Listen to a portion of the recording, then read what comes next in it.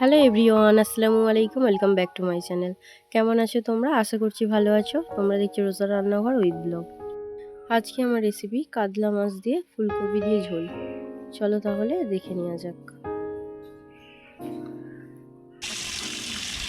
দেখতে পাচ্ছ কাতলা মাছটা নিয়ে চলে এসেছি। তো আজকে এই কাতলা মাছটা ছিপে পড়েছে, একদম জ্যান্ত মাছ। তো এই জ্যান্ত মাছ দিয়ে ফুলকপি দিয়ে ঝোল হবে। তার জন্য আমি বাগানে চলে যাব ফুলকপি আনতে। মাকে বললাম তুমি মাছটা বাছো, আমি তো তখন বাগানে চলে যাই। বাগান থেকে গিয়ে ফুলকপিটা কেটে আনি, তার জন্য আমি বাগানে চলে এসেছি।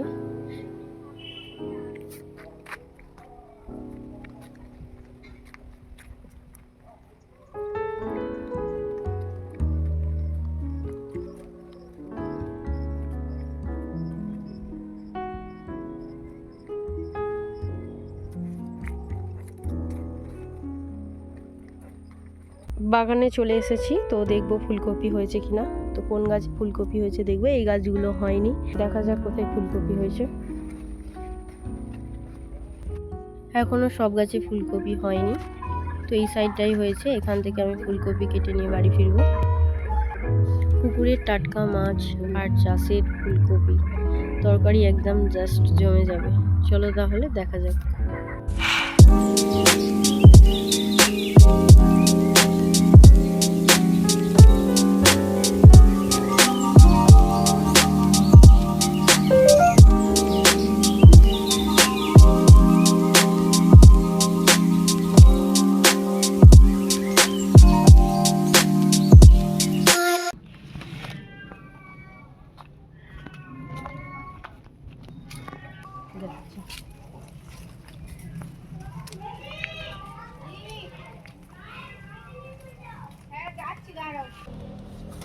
বাগান থেকে ফুলকপি তুলে নিয়ে চলে এসেছি, আর এদিকে কাতলা মাছগুলোও বেছে ধুয়ে নিয়ে চলে এসেছি। আজকে অনেক দেরি হয়ে গিয়েছে, তাড়াতাড়ি রান্না করতে হবে। তার জন্য প্রথমে আমি উনুনটা জ্বালিয়ে নেব। আমি প্রথমে মাছগুলো ভেজে নেব, মা এদিকে আনাজগুলো করবে। চলো তুমি আনাজ করতে বসে যাও। মাছে এবারে নুন হলুদ মাখিয়ে নেব। তার জন্য প্রথমে আমি দিয়ে দিলাম পরিমাণ মতো নুন, হলুদ গুঁড়ো, অল্প একটু লঙ্কার গুঁড়ো দিয়ে দিলাম, সরিষার তেল দিয়ে দেবো একটু। মাছগুলোকে এবারে ভালো করে আমি নুন হলুদ মাখিয়ে নেব।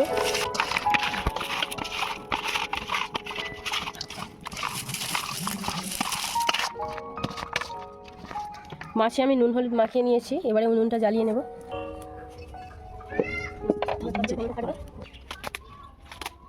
উনুনটা জ্বালানো হয়ে গিয়েছে, এবার আমি মাছগুলো ভেজে নেব।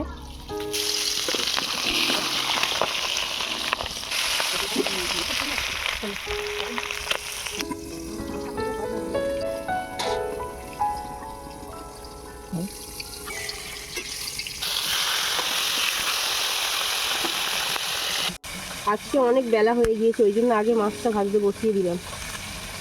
এবারে আনাজগুলো করে নেব। আমি আর মা দুজন মিলে করছি, এত বেলা হয়ে গিয়েছে না, ওই জন্য দুজন মিলে করতে হচ্ছে, নাহলে আমি একাই করে নিতাম। এখন বাজে 12:45।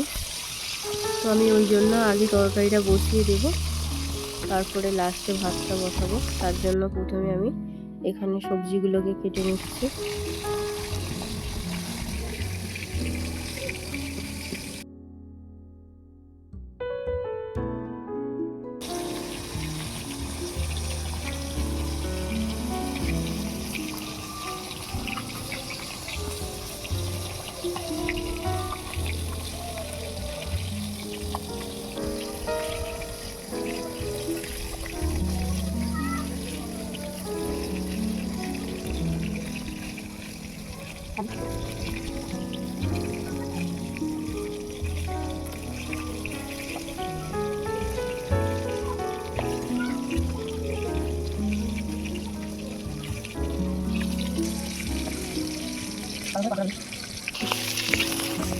মাছের মাথাটা ভাজা হয়ে গিয়েছে, এবার আমি মাছগুলো ভেজে নেব।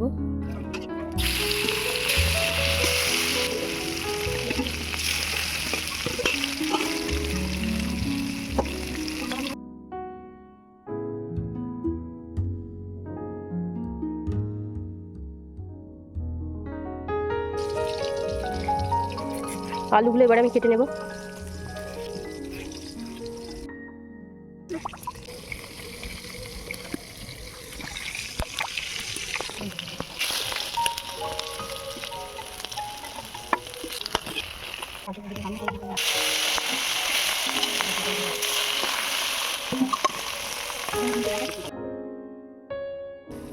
এবারে টমেটোগুলো কেটে নেব।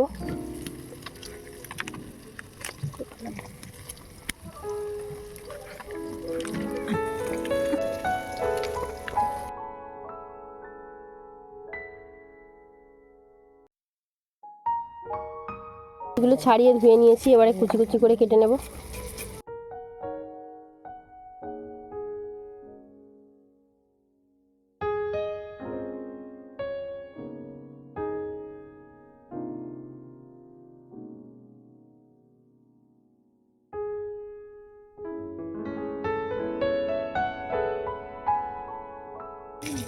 পেঁয়াজগুলো সব আমার কাটা হয়ে গিয়েছে, এবারে ধনেপাতা কুচিয়ে নেব।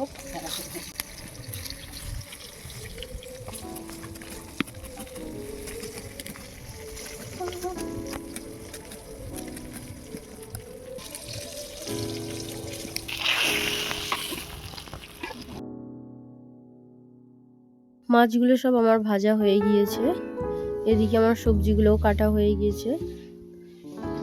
ফুলকপিগুলো এবারে ভেজে নেব।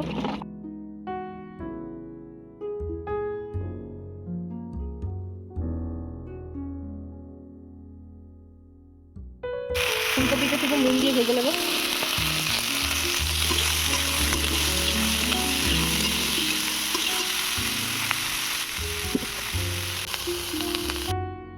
ফুলকপি আমার ভাজা হয়ে গেছে, এবার আমি তুলে নেব।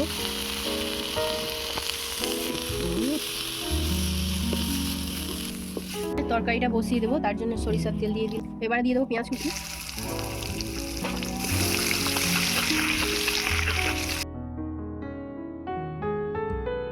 একটু লাল লাল হয়ে এসেছে, এবার আমি রসুন বাটা দিয়ে দেবো।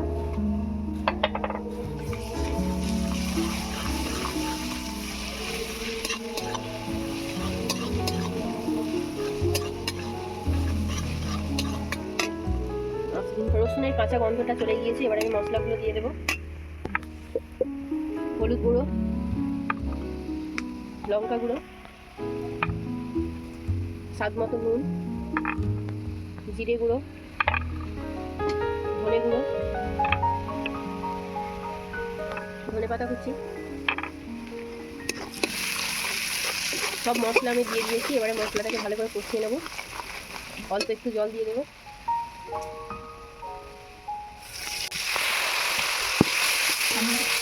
মশলা থেকে তেল ছেড়ে দিয়েছি, এবার আমি ধুয়ে রাখা আলুগুলো দিয়ে দেবো। আলুটাকে আমি প্রথমে ভালো করে কষিয়ে নেব।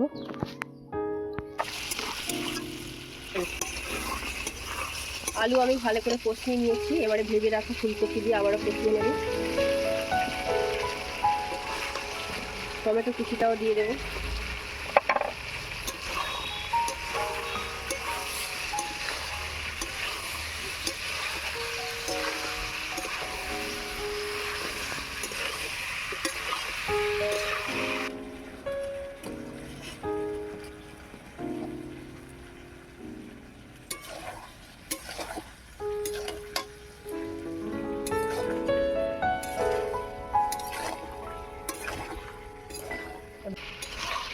আলু আর ফুলকপি আমি ভালো করে কষিয়ে নিয়েছি, এবার পরিমাণ মতো জল দিয়ে দেবো।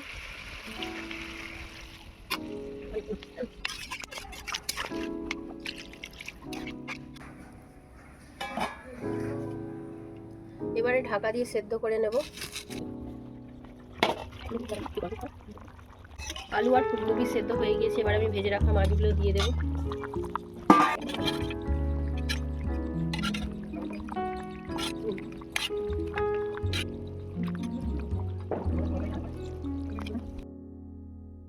মাছগুলো আমার দেয়া হয়ে গিয়েছে, এবারে উপর থেকে ধনেপাতা কুচি দিয়ে 5 মিনিট ফুটিয়ে নেব, নিলে তরকারি রেডি হয়ে যাবে। তো কে কে ফুলকপির তরকারি খেতে ভালোবাসো অবশ্যই কমেন্টে জানাবে।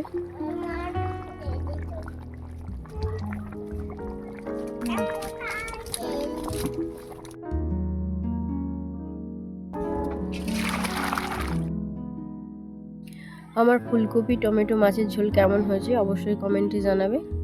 যদি আমার ভিডিও ভালো লেগে থাকে লাইক কমেন্ট শেয়ার সাবস্ক্রাইব করে পাশে থেকো।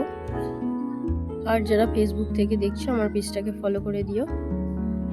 ভালো থেকো, সুস্থ থেকো, পরিবারের খেয়াল রেখো। দেখা হচ্ছে আবারও নেক্সট অন্য কোনো রেসিপির সাথে। বাই, আল্লাহ হাফেজ।